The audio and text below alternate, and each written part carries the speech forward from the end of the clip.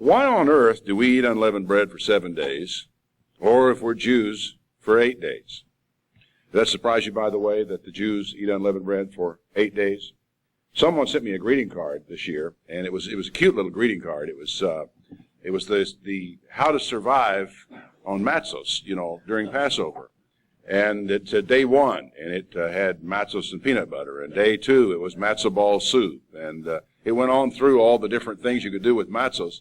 What was fascinating was there were 8 days, not 7. And the 9th day showed a garbage can full of matzos and matzos boxes and leftover matzos. They were glad to get rid of it after eating it for that many days. And I looked at it, and I blinked a couple of times and sent a note back to the girl that sent it to me about calling it to her attention. She had noticed it but hadn't thought much about it. Well, what's going on there is the fact that it's custom among the Jewish people on the night before Passover to go through the house, do their search for leaven. They get it all together, and they burn any leaven they find. So guess what's left to eat the next day? Matzos, unleavened bread. So consequently, for them, day 1 is what for us is the day before. It was yesterday, before we actually started.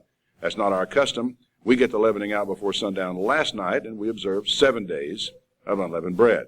I think that probably grew out of some of the period of time of the Jewish sages who were building fences around the law, and like putting the official beginning of Passover at a half hour before sundown, and Sabbath, and Sabbath not ending until a half an hour after sundown. So let's be sure that we have all the leavening out. We get it all out the day before. That way we have the next day to discover all those things that we overlooked and forgot to. In fact, it's part of their custom, just to underline the possibility of hidden leaven, is that they hide a piece of leaven somewhere in the house. And the search goes on for it until finally somebody finds it, and then they feel comfortable that they have finally found the last of the hidden leaven in their homes. And it's an 8-day thing. Now, as I said, this is why the gospel writers, referred to the day that the Passover lambs were killed as the day of unleavened bread, the lambs were killed, or the first day of unleavened bread. Because for them it was. But it was not the 15th day of the month. It was the 14th day of the month. But why this strange custom? Because it is, I would think to anybody passing by and considering what we were doing, it's a rather strange custom. Now, people who boil eggs, though, and dye them different colors, and maybe paint designs on them, and go out and hide them around the yard for their children to go hunting for these eggs, and then tell their children that those eggs were laid there by an Easter bunny, I don't think they have any standing to refer to eating unleavened bread for 7 days as a peculiar custom. I remember one day that we were in a hotel in Chicago. We were having brunch, and it was Easter Sunday morning. And in the door bounds a giant rabbit, the size of Harvey, I suppose. And he bound to be at least a 6-footer underneath that costume, with a big basket full of eggs bounding around the room and giving little candy eggs to all the children in the room, and all the adults, I guess, that wanted them. On this morning, I would think if an Arab visitor to our country who had no idea of any of these customs saw that happen, he would have probably almost felt like running out the other door in fright at the appearance of this giant bunny rabbit in this restaurant. Most people who do this, by the way, have not a clue where it came from. And I'll just send you back to the encyclopedias to see where it came from, because it is an interesting story all by itself. But they never once think about where did it come from. At least our peculiar custom of eating unleavened bread for 7 days, we know precisely where it came from. And we talk about it whenever it comes around each time of the year. It's a hard story, though, to know where to begin. Because when you come to the Passover itself, you come in the middle of things. And it's hard, as I say, to back up a little ways and find out where shall we begin this story. But thanks to Cecil B. DeMille and Charlton Heston, most of us have a fairly good idea of what went before this. And so I'll take the liberty of starting today with Exodus 11. You might want to turn there with me, because this will be something of a Bible study today. Exodus chapter 11. You all know that there was a sequence of plague after plague after plague that God brought upon the Egyptian people. I think that Yul Brynner in Exodus played the part of Pharaoh perfectly. An arrogant man, a man full of himself, a man who had never been denied in his lifetime anything he ever wanted. Whatever he gave as a command was to be done. And consequently, when a man like that is challenged to let go from his country a large slave population, it didn't really require a great deal of effort to harden his heart against them, do you suppose? In fact, there is every indication as you read through the biblical account that Pharaoh's heart was hard to start with. How did Pharaoh's heart get softened? One plague. Actually, it wasn't even just one plague. It was a series of plagues to where he finally began to relent. Now, then what did it take to reharden his heart? Because he didn't let them go. Remember, if you remember the story, there was plague after plague, and finally Pharaoh says, get out of here. I can't stand any more of this. But that was a long time before they actually got out of Egypt. Why were they not able to go? Scriptures tell us that God hardened Pharaoh's heart. How did he do that? Well, it's a relatively simple process. If you softened his heart with a plague, you hardened his heart by removing the plague. When the plague was over, Pharaoh reverted to what he was before. His word was what he said it was. Whatever he decided was his word, was his word. So if he gave you his word you were leaving yesterday, he can tell you today, no, today I'm giving you my word that you're not leaving. And that's what happened. And it happened again and again. Well, then we come to this 11th chapter after a long series of plagues. And the Lord said to Moses, I'm going to bring one more plague upon Pharaoh and upon Egypt. Afterward, he will let you go. When he shall let you go, he shall surely thrust you out hence altogether. We're not going to be just a thing of saying, oh, well, go ahead and leave. They're going to have their hand in your back as you go. Speak now in the ears of the people, and let every man borrow, and the word really is take, of his neighbor, every woman of her neighbor, jewels of silver and jewels of gold. And the Lord gave the people favor in the sight of the Egyptians. Moreover, the man Moses was very great in the land of Egypt in the sight of Pharaoh's servants and in the sight of all the people. Now, Pharaoh was one thing. All the people were something else entirely. Moses was considered a very great man by the people of Egypt, as did even Pharaoh's household consider him a very great man. And as strange as it may seem for the Israelites to be asking jewels of gold or silver and so forth from the Egyptian people and receiving them, God having given them favor, there's a natural follow-on to this. These people had suffered all these plagues. And these people understood from all the word goes around what it was that was going on. And so there was an awareness among the people of Egypt at this time of what was happening, the manifest unfairness of it. Moses was a great man, and so when they asked him for jewels of gold and so forth, said, we're going to be leaving here, the people gave it to them. And Moses said, thus saith the Lord, about midnight I will go into the midst of Egypt, and the firstborn of the land of Egypt will die, from the firstborn of Pharaoh that sits upon his throne, even to the firstborn of the maidservant that's behind the mill, and the firstborn of every beast. The firstborn of everybody and everything is going to die when I come through here. You know, you keep hearing people talking about the death angel, the death angel, the death angel. It doesn't really say that. God says, I will pass through the land of Egypt this night. And the firstborn of every household, of your dogs and your cats, your animals, your birds and what have you, they're all going to die at the presence of God. I suppose you could say that God slew them, but the very presence of God itself may have been enough to do that. But in any case, whatever the way in which it worked, he did it. Now, there may be a case to be said for the fact that there was an angel that was actually involved in this, because I think God acts through angels still in the first person, as though it were he doing it, even though it is an angel that actually does the deed. But there'll be a great cry throughout the land of Egypt, such as there was nothing like it, and there never will be another one here. But against any of the children of Israel, a dog will not even bark against them. Why are we going to do that? It's easy. I want everyone to know that the Lord is putting a difference between the Egyptians and the Israelites. Not even a dog's going to bark at you. Nobody's going to yell at you. There's not one word lifted in this night against you. And all these your servants shall come down to me, and they will bow themselves to me, saying, get out, and all the people that follow you, and after that I will go out. And Moses went out from Pharaoh in great anger. This message is delivered to Pharaoh, by the way, as to what God is going to do. And the Lord said to Moses, Pharaoh will not listen to you, that my wonders may be multiplied in the land of Egypt. And Moses and Aaron did all these things before Pharaoh. That's a reference back to the whole sequence of things that they had done in Pharaoh's sight. He said he did all these things, and the Lord hardened Pharaoh's heart so that he would not let the children of Israel go out of his land. Paul mentions this all the way over in the New Testament. It is such a dramatic thing in his mind that this man, even though he was brought to relent on several occasions, in the end, God hardened his heart, would not allow him, in a sense, to be soft and yielding and to allow this thing to take place, because he intended that the events of this night happen. Sobering thing to consider. And the Lord spoke to Moses and Aaron in the land of Egypt, chapter 12, verse 1, saying, "This month shall be to you the beginning of months. It shall be the first month of the year to you." Now, this is an important verse. It's important for a curious reason. This is the only, absolutely, the only scripture in the entirety of the Bible that gives any instructions regarding the calendar. You can search it from beginning to end, and you will find nothing else. Now, you'll find inferences.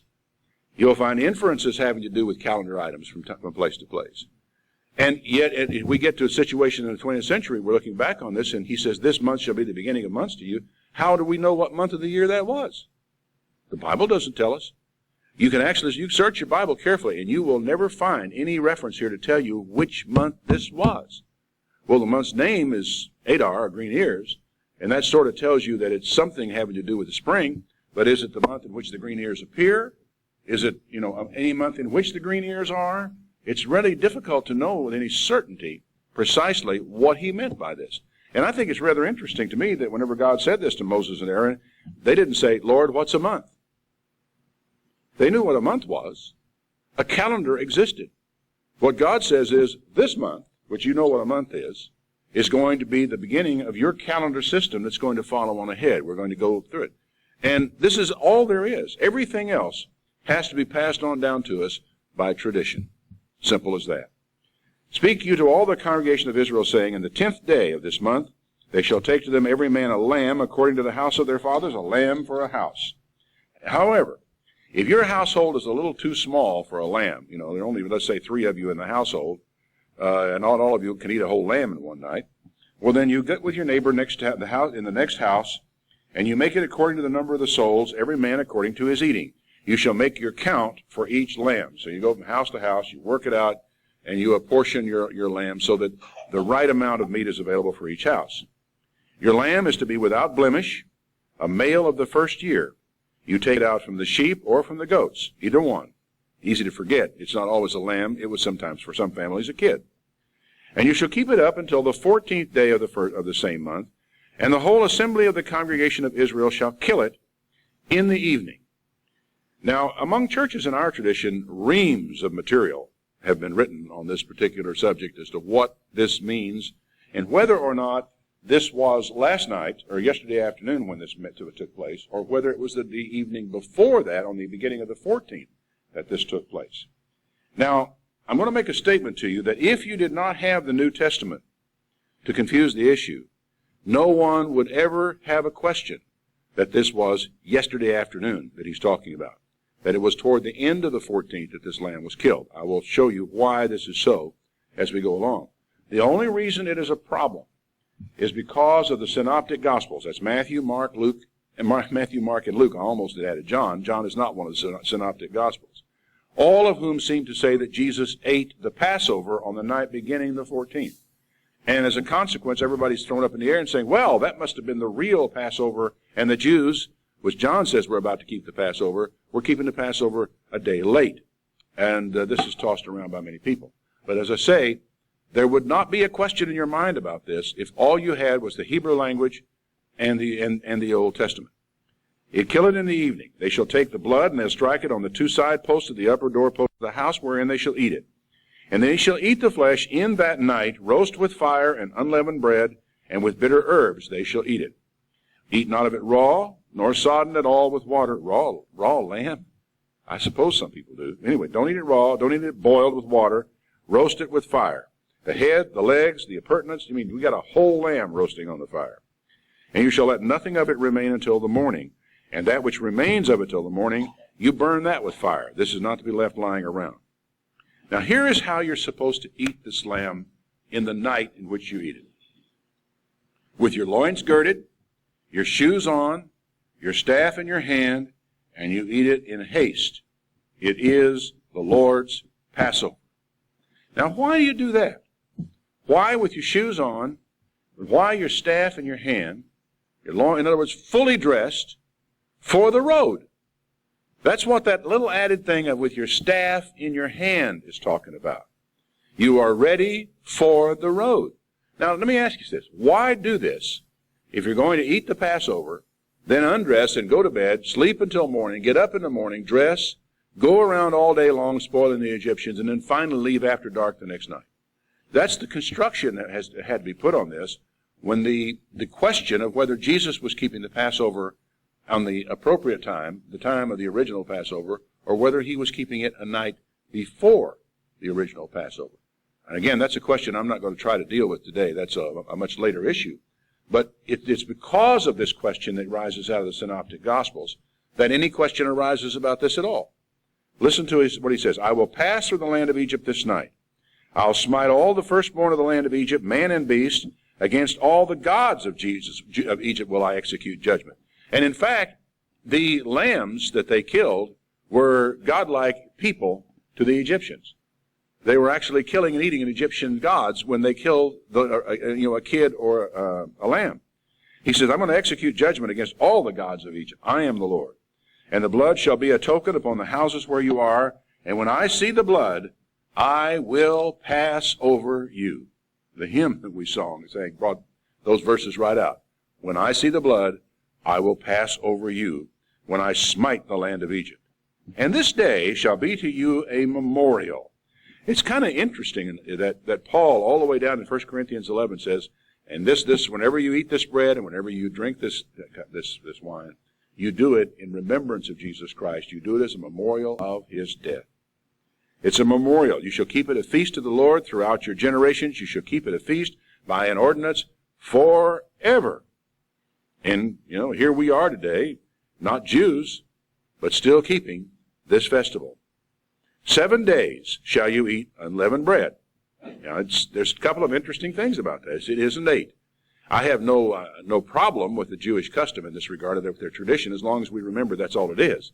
Their tradition, growing out of building a fence around the law, being sure that all the leavening was out, a full day ahead of time, created 8 days of unleavened bread. That's not required of us. It is perfectly all right the afternoon after the Passover is over, yesterday afternoon, to go out to McDonald's and have a hamburger, if you don't mind what you do to your arteries. 7 days shall you eat unleavened bread. Now, there's another little interesting aspect of this, and I sometimes ponder on this. It doesn't say that you shall merely abstain from leaven for 7 days. Later on, he will tell you to do that, but that's not what the fundamental commandment is. He says 7 days, you shall eat unleavened bread. Now, I'm sure the question never arose among Israelites as to whether or not that meant you had to eat unleavened bread, or you could just abstain from bread during the whole 7-day period. The reason why it never occurred to them is because bread was the staple food.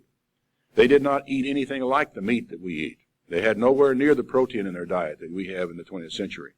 The Irish, ate potatoes as their staple. The Israelites ate bread as their staple. I mean, if they couldn't have had bread during these days, they would have been in dire straits indeed. But coming down to it, nevertheless, the command is not to abstain from leaven. The commandment is to eat unleavened bread for 7 days. And they're left then with the problem when you start explaining in the New Testament. I understand leaven is in a way a type of sin, and we are to get sin out of our lives. We used to say the days of unleavened bread picture putting sin out of our lives. But the typology is wrong. The sin goes out before the days of unleavened bread begin. The sin goes out with the Lord's Supper. The sin goes out with the death of Jesus Christ, right? The sin is, and it's not that we do not put sin out of our lives. God puts sin out of our lives. Now the next question is, since the sin is supposed to all be gone before the days of unleavened bread, what do you look for in the unleavened bread that you are supposed to eat during the 7 days if you're looking for typology and for symbolism? I may let that one wait maybe until the last day of unleavened bread. 7 days you shall eat unleavened bread. Even the first day you shall put away leaven out of your houses, for whoever eats leavened bread from the first day unto the 7th day, that soul shall be cut off from Israel. Now, I don't know exactly what that meant, this cut off from Israel. You see the expression several times in the Old Testament. I think it has to do with the community. I think it has to do with the covenant relationship that the Israelites had with one another, and one isolates himself from the covenant when he does so. It's not the unpardonable sin, obviously, because I would say that any of you here who have been keeping the days of unleavened bread for very long can tell your stories about the days in which you forgot yourself and ate a hamburger and had the whole hamburger eaten and your mouth wiped and back in your car and getting on the road again and all of a sudden realized what you had done. Or maybe got it half eaten. I remember once on a train going to England when I was congratulating myself about having done so well in avoiding eating any leavened bread during that period of time. And they served up the dessert, which was ice cream. I ordered ice cream because I didn't want any leavening. And I was merrily eating the ice cream along, and I began to munch into the wafer that came with the ice cream, which was leavened. I don't know what altogether it had in it. It's conceivable it wasn't leavened in any way.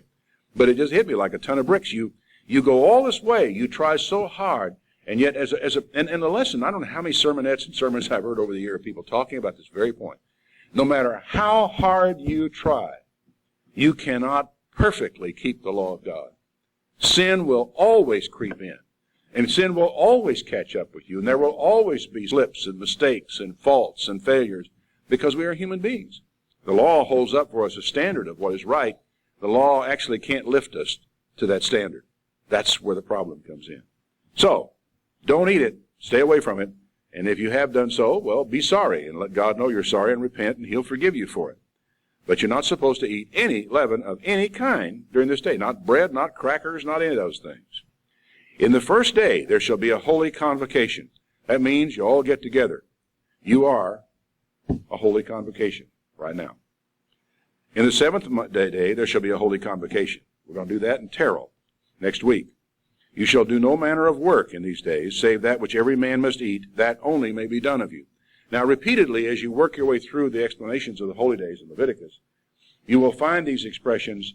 On the Sabbath day, you're not supposed to do any work. You're supposed to prepare your food before the Sabbath day. But on the holy days, you can cook. You can do all the preparation, the layout, all the stuff that has to be done to enable people to have a feast can be done on these days. But on the Day of Atonement, when it comes up to that, it says no work and draws a real bright line on that day, quite different. This is no servile work, maybe done on these days. That's going out and earning your living. But on these days, on the Day of Atonement, no work can be done. It says, you shall observe the feast of unleavened bread, for in this selfsame day I have brought your armies out of the land of Egypt. Therefore you shall observe this day in your generations by a statute forever. And forever is still going on, and the Jews are still doing it, and as it's happened, so are we. In the first month, on the 14th day of the month, at even, you shall eat unleavened bread until the 21st day of the month, at even. Even to even. The even is at the end of the day, and it carries right on through on the two of these things. By the way, in case you're puzzled by this, if you go back to Leviticus 23 and read through the section about the holy days, you will come to a very explicit explanation on the Day of Atonement.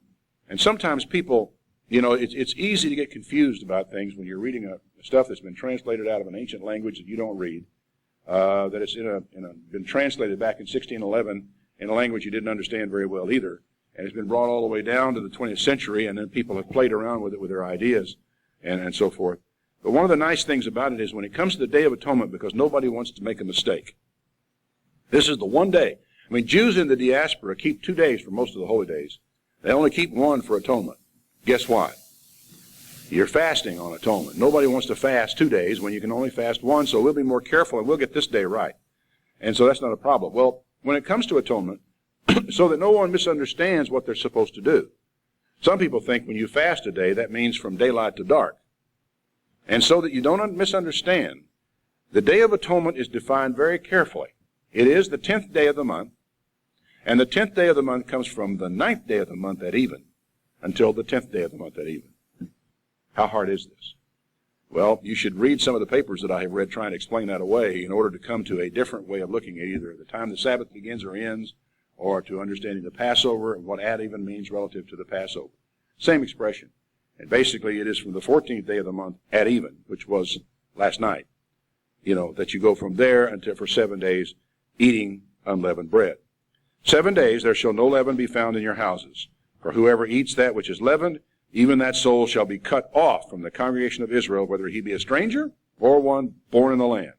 You shall eat nothing leavened. In all your habitations you shall eat unleavened bread. I don't know how many ways he cuts back and forth across this thing so that we sure get the point that it is very important that you don't eat any leavened bread during this period of time. So Moses called all the elders of Israel together. This is all instructions up until this point. We haven't got to the history yet. Moses called all the elders of Israel and said, I want you to draw out and take a lamb according to your families and kill the Passover.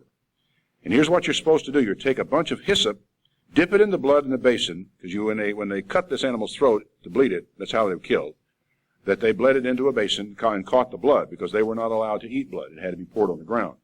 But he told them to dip some hyssop into it and strike the 2 side posts with the blood that was in the basin. And he said, and none of you shall go out of his house until the morning, for the Lord will pass through to smite the Egyptians. And when he sees the blood upon the lintel and on the 2 side posts, the Lord will pass over the door and will not suffer the destroyer. Oh ho, we got another person coming in here. The Lord will pass over, he says, and he will not permit the destroyer to enter your house to smite you. If he found no blood, the destroyer would be permitted to come into your house. You shall observe this thing for an ordinance to you and to your sons forever.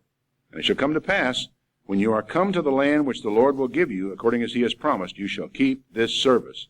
And it shall come to pass, when your children shall say, what do you mean by this? And you can sure see that, can't you? You're out there, you've killed the lamb. They would have understood that, getting ready to eat it. But when they took the hyssop and dipped it in a basin and smacked it on the 2 lintels of the house, some kid's going to say, Daddy, why are you doing that? What's that for? In fact, there's every reason to believe that a lot of the things that were done here were done to provoke the curiosity of children. So they would ask. The Jews in their Seder, Passover observance, have a number of things that they do that are actually explicitly designed to provoke questions from the children. So the children will say, what's that for? And children are very, very inquisitive little creatures. You shall say, it's the sacrifice of the Lord's Passover, who passed over the houses of the children of Israel in Egypt, when he smote the Egyptians and delivered our houses. And all the people bowed their head and did obeisance. They worshipped. The children of Israel went away and they did what God commanded, what the Lord commanded Moses and Aaron, so did they. Now, one short word. Things have really changed by this point from the time when Moses and Aaron first arrived in Egypt. Because when they first arrived and got back down there to do this deed that they were going to do, not only was Pharaoh skeptical of them, so were the children of Israel skeptical of them. They were not at all sure about Moses and Aaron and what they had come there to do. But a lot of water has gone over the dam since Moses got there. And by this time, all the elders of Israel are ready to nod and say, yes, sir. That's basically what it means when it says they did obeisance. They worshipped, is obeisance. They bowed and said, we will do this thing that you have told us to do. And it came to pass, at midnight, the Lord smote all the firstborn in the land of Egypt, from the firstborn of Pharaoh that sat upon his throne, to the firstborn of the captive that was in the dungeon, and the firstborn of all cattle. It didn't matter where they were. If it was a prince of Egypt, it was some poor sucker bound up down in the dungeon and jail, in Pharaoh's dungeon. He was a firstborn son of his family. He died right there in his chains where he was. Pharaoh rose up in the night, he and all his servants and all the Egyptians, and there was a great cry in Egypt, for there was not a house where there was not one dead. It's hard to imagine. Can you imagine a city like Tyler where we live, if in some night the firstborn in every family died, and that you couldn't find a house in town to speak of where there was not somebody that was dead? The devastation that would wreak in a city. Well, Pharaoh called for Moses and Aaron by night and said, rise up and get you forth from among my people, both you and the children of God of Israel, and go and serve the Lord as you have said. Take your flocks, take your herds, as you have said, and be gone, and bless me also. And the Egyptians were urgent upon the people that they might get them out of the land. They said, let's get them out of here. We be all dead men. Now, have you picked up on a problem here yet in what I've been reading to you? He called for them by night and said, get out. But I thought they weren't supposed to go out until the morning. Now, one of the problems we run into in this, and it comes about from people nitpicking at the Bible and worrying and involving themselves with words. I've seen chapters written on the meaning of a word. I've seen people go on and explain and pull out every scripture in the Bible and try to work their way all the way around these meanings of words. You know, one of the nice things about language is that wherever you go, in whatever circumstance you find yourself in, life dictates language. Life actually dictates that you have to have similar ways of expressing different concepts because of the fact that we live our lives and we communicate, and we have to communicate certain things to one another about times of day, for example. Now, in our language, what does morning mean? Well, it can mean anything from midnight on, can't it? It can mean sunrise. In fact, it can mean any time from the time you get up until noon. Morning is a very vague term in our language, and so is evening. If I tell you, I'll tell you what I'm going to do. I'm going to meet you over at the Steak and Ale, and I will meet you there this evening. How much have I said? When will you know to be there? Would you have a clear idea of when you should actually show up at the place? I'll meet you down at the IHOP for breakfast tomorrow morning. When might that be? Well, it depends on what time we had to go to work. Maybe if we're kind of people who really get up early, we could be meeting down there at 4 o'clock while it's still dark. Would it be morning? Sure, it would be morning. Now, what people don't understand, I guess, is that the Hebrews had the same kind of ambiguity in their language that we've got in ours. It's no big deal. It's just not. And there's a certain amount of latitude within many of these expressions. Now, what you're dealing with in this particular case is there is an assumption made by many people that when he says, don't go out of your house till morning, that meant until daylight. That's an assumption. It's an incorrect assumption. And in fact, you think about it for a moment, once the Lord had gone through Egypt, once the destroyer had finished his work, there was no reason for anyone not to go out of their houses again. Once that was done, they were free. And it was morning, even though it was dark. Pharaoh sent for them. It was still dark. It was still night, and yet it was morning. And as a result, the Egyptians went down and got these people. Now, here's the question. Midnight, all these deaths have taken place. Within just a short period of time, less than an hour, Pharaoh has sent for Moses and Aaron and said, get your people and get out of this country. They're going to allow the Israelites to go to bed, spend a night of sleep, get up the next morning, borrow stuff from the Egyptians, get packed, get ready, and get on the road the next day. No. The Egyptians had them out of their houses and on the road with their hand in their back that night, and everything the Israelites asked them for, they gave it to them and said, here, take it, go. Whatever you do, just go. You would never come to any other conclusion just from reading this passage of Scripture. All the way from eat this with your loins girded, with your staff in your hand, and your stuff packed. Because you're going to have to leave fast. You're not going to be going to bed. Otherwise you're left with some vague, far-out symbolism involved in the staff in the hand and loins girded and shoes on as you eat this, which was all different from the way they normally would have done. They would have eaten it relaxed, reclining at table, and so forth. So no, this is different. And in fact, they never, as far as we know, ever ate a Passover this way again. To this day, Jews do not eat their Passover with their loins girded, shoes on, staff in hand, ready to move. They don't. It's a celebration in the home. Then it goes on well into the evening. It's not anything that anybody has any worry about because it's a recollection of something. So that the symbolism, they see the symbolism in the bitter herbs, they see the symbolism in all the other stuff, in the unleavened bread, but they don't see any symbolism in the staff, the shoes, and being fully dressed. I think it's very important to understand this because it is through this that you grasp the sequence of events that took place on this night, that by and large, it all took place from the late afternoon of the 14th right on through past midnight on the night of the 15th. That's last night. And by this time, the Israelites were on their way out of Egypt, headed for the Red Sea and the events that would take place there. The people took their dough before it was leavened in their kneading troughs being bound up in their clothes upon their shoulders. This is another indication, see, of what happened. There was no time. For one thing, the Passover, they were instructed to eat that with unleavened bread. But the implication now is that because of the speed they had to go out of Egypt with, there was no time for them to wait for their bread to rise. So they just had to take the dough, slap it in the kneading trough, put it over their shoulder in their backpack, and start walking with their bread. They were going to be eating unleavened bread because no one was going to have time to stop and let it rise. You know what I'm talking about? Their unleavened bread was sourdough. They didn't use baking powders and soda, baking soda, and this type of thing in making their bread. They made it with a lump of previous dough that had been leavened, but was not yet leavened bread, but just a bit of starter, which they kept. They took that bit of starter, created a new lump of dough, popped the starter into it, kneaded the whole thing in it, and set it aside to rise, and waited on it. And I think you ladies who have made bread will understand the problems that would be involved when you don't have time to stop anywhere to actually let your bread rise. You just have to cook it, like it is. It actually will work, strangely enough. We have one of those modern bread makers, and I think once Allie put the bread, all the bread mixes in it and forgot to put the yeast in it. Came back and wondered, oh my goodness, what are we going to have in there? Well, what we had was a loaf of very dense bread.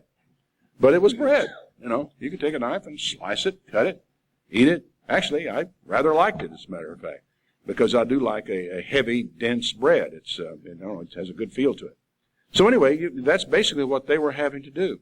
And so the symbolism, once again, there are just so many things in this chapter that tell you that there was no dilly-dallying around getting out of Egypt. You had to get up and go. And the symbolism, in a way, of the unleavened bread had to do with the haste as much as anything else for the Israelites. Now, I'll digress briefly once again to explain something that I have explained before.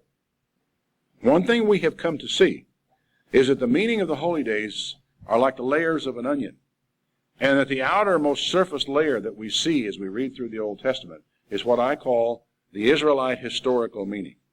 It has to do with all the events in their history, the Exodus, getting out of Egypt, the receiving the law from Mount Sinai for Pentecost, the wilderness wandering, for tabernacles, and of course then on down to entering the land in the end of it all.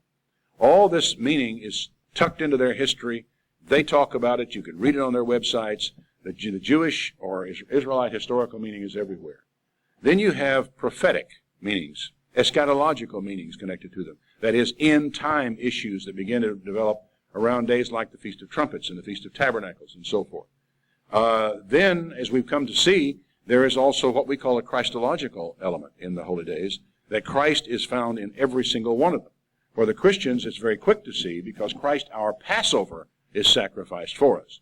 We make that connection just like that from the Apostle Paul in 1 Corinthians 5. He goes on to say, let us keep the feast, and the only feast he can be talking about is the days of unleavened bread. So the Corinthian church was still observing the Passover and the days of unleavened bread by the time Paul wrote that letter. They hadn't apostatized yet at that early stage of their history. So all these meanings begin then to pile up, and it is in really the working your way down through the layers of this onion, as it were, that you begin to really understand what these things were all about. And in fact, it's been one of the things that has led me to feel, and there is no proof of this, one of these things that has led me to feel that these holy days existed before they were introduced to us in the pages of the Bible. One of the reasons I feel this way is because when Moses came to Pharaoh and said, let my people go, he didn't just say, let us go, period. He said, let us go into the wilderness a few days' journey so that we can sacrifice there and keep a festival. They were wanting to leave Egypt. He wanted them out of Egypt, because they wanted to do sacrifice, which the Egyptians were not going to be happy with. So they had to get out of Egypt to do their sacrifices. But they wanted to sacrifice in connection with a holy day, a festival. And as a consequence, this leads me to believe that there was probably a pre-Israelite meaning to these days, that they are important to God for reasons that he has not explained to us, perhaps for reasons that were yet to come, in Christology, in eschatology, in last days prophecies, and so forth, all these things that in later times would come to us. And so there is great value in studying these days and familiarizing ourselves with the historical meaning, because that historical meaning is in the roots of that where the rest of it, from which the rest of it grows. So the children of Israel did according to the word of Moses. They asked of the Egyptians jewels of silver, jewels of gold, and raiment, and you can imagine how easy that is when somebody has got his hand in your back saying, they're right there, so please leave us before the rest of us are dead. He said, okay, give me that ring you have on. Here, take it, go. The Lord gave the people favor in the sight of the Egyptians, and they gave them such things as they required, and they spoiled the Egyptians. They deserved it. They deserved it. They had worked for these people for generations, for nothing, as slaves. The children of Israel journeyed from Ramses to Succoth, about 600,000 on foot that were men. And then there were women and children as well. That's a lot of people. Have you ever thought much about the logistics of moving a body of people like that across a desert? Just blows your mind to even think of it. There was also a mixed multitude that went up with them, and herds and flocks and a lot of cattle. It appears that the Israelites were not the only slaves that the Egyptians had, and that makes sense. And when they let them go, they let them all go. For they baked unleavened cakes of the dough which they brought forth out of Egypt, because it was not leavened, because they were thrust out and they couldn't tarry, and they hadn't had a chance to prepare for themselves any food. And remember, the bread was the staple. The bread was the thing that kept them going. And so they had to just take it, bake it like it was. They couldn't wait for it to rise all the way through this period of time, headed for the wilderness, trying to get out of Egypt.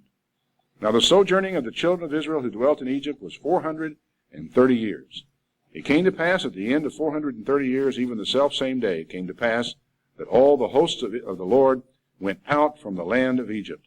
It is a night to be much observed to the Lord for bringing them out from the land of Egypt. This is that night of the Lord to be observed in the children of Israel in all of their generations. Now, there's a curious thing about this. I'm not at all convinced that God intended to put the name night to be much observed as the name of this festival. Because the festival that was observed last night in Israel was the Passover. That was the name of the festival. And the Passover was a night to be much observed because it was the night that he released them from Egypt. Now, there's a little geographical thing to think about in this regard. When were the children of Israel really out of Egypt? Wasn't it when they crossed the Red Sea? Well, see, this tells us that they were out of Egypt the same night that this took place. They were out of Egypt when Pharaoh let them go. And the night that Pharaoh let them go is a night to be much observed throughout all their generations, in all their people, among all their dwellings, wherever they would be forever. So it is a night to be much observed. It is, however, the Old Testament Passover night, is exactly what it is. For Christians, it isn't observed the way Jews observed it, certainly not with a lamb in that sense, because Christ is our Passover, and we have memorialized his death the night before. Why did we do it the night before? Why didn't we do it in the same time the Jews do? Answer to that is very simple. Because the Apostle Paul wrote to the Corinthians and said, I have showed you what Christ revealed to me, that in the night in which he was betrayed, Jesus took bread, blessed it, broke it, and said, take, eat. Paul confirms that it was in the night in which Jesus was betrayed that we are supposed to do these particular sacrifices. It is a sacrifice, as a matter of fact, that we do in partaking of this. Second, if you will recall, whatever supper it was, and I think what many people are coming to believe is that it is what you would call a pre-Passover Seder that Jesus and his disciples observed. There is such a thing as a pre-Passover Seder, that they observed that the night before. That meal was completely over, whatever it was, Passover, you name it. It was after that supper was over that Jesus got up from the table, washed his disciples' feet, sat back down, blessed the wine, blessed the bread, gave it to them as the symbols of the new covenant, and went forward from there. That these were not a part of the supper, whatever kind of supper it was that they had eaten just before that. So consequently, something entirely new is established by Jesus Christ for his disciples under these circumstances. So the night to be much observed, I'm not suggesting any name changes or anything. This is our tradition. It's no problem with it. It's perfectly right to do it.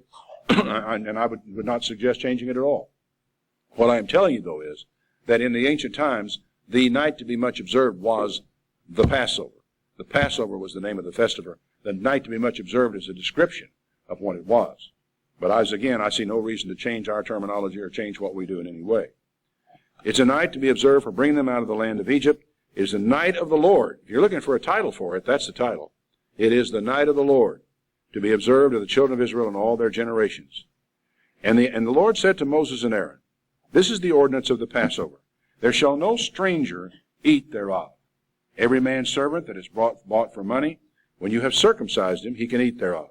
A foreigner and a hired servant is not to eat of it. In one house it shall be eaten. You shall not carry forth any of the flesh abroad out of the house. You're not to break a bone of it. All the congregation of Israel shall keep it. Now you begin to see something developing in this, because this most of the religious observances in Israel were completely open to anybody. You know, you name it. Strangers could come up. Strangers could actually offer sacrifices at the temple in the Old Testament. That is until the Jews stopped them from doing it later on. But they could do so. They were to love the stranger. The stranger was to be like one born in the land. But when it came to the Passover, he could not partake of the Passover unless he was circumcised and really became, that was their way of becoming a fully naturalized citizen. Up until that time, you were carrying a green card, to bring the analogy forward. So they had to do that in order to keep the Passover. The Passover lamb, per se, is really for the children of Israel as they came out of Egypt, it would seem, in the way that this is developed. And I think that what Jesus did in that night, because of the fact that it was his intent that the gospel now go to the Gentiles, as I have mentioned to you before, the Great Commission, which most of us can quote from memory, go ye therefore into all the world, make disciples of all nations, baptize them in the name of the Father, the Son, and the Holy Spirit, and so forth. You all know that, don't you? Did you know that the word nations in that is Gentiles? Go ye therefore, make disciples of all the Gentiles. That in the process of doing this, he created a ritual, a ceremony, an act for the church that anybody can participate in. Be he Israelite, be he Gentile. For there is no restriction on that, on what we call the Passover, the New Testament Passover, for anyone to observe it. There is this restriction that is here. He says then that in one house it shall be eaten. You're not to carry any of the flesh abroad out of the house. You're not to break a bone of it. All the congregation of Israel shall keep it. And when a stranger shall sojourn with you and keep the Passover to the Lord, let all his males be circumcised, then let him come near and keep it. And he shall be as one born in the land. No uncircumcised person shall eat this. This is a part of the covenant God made with Israel. One law shall be to him that is homeborn and to the stranger that is born among you. This concept is repeated elsewhere, and I think it's an important one to understand. God does not have two sets of laws, one for one set of people and one for another set of people. And so when it comes down to Jesus Christ, who now says the gospel must go to the world, he is no longer content to be the God of the Israelites alone. This service has got to be one for everyone, Jew or Gentile. Thus did all the children of Israel as the Lord commanded Moses and Aaron, so they did. And it came to pass the selfsame day that the Lord brought the children of Israel out of Egypt in ranks. And the Lord spoke to Moses, saying, Sanctify to me all the firstborn, whatever opens the womb among the children of Israel, both of man and beast, it's mine. And Moses said to the people, Remember this day in which you came out of Egypt, out of the house of bondage. For by strength of hand the Lord brought you out of this place. There shall no leaven be eaten. This day came you out in the month of green ears. There we have the identity of this first month, which is the beginning of months. Now all we've got to figure out is exactly what he meant by that. And we have one tiny little piece of information about the calendar. This is only the beginning of the story of the Passover. There is much more of this story to be told, and I'll tell you part of that in Terrell on the last great day.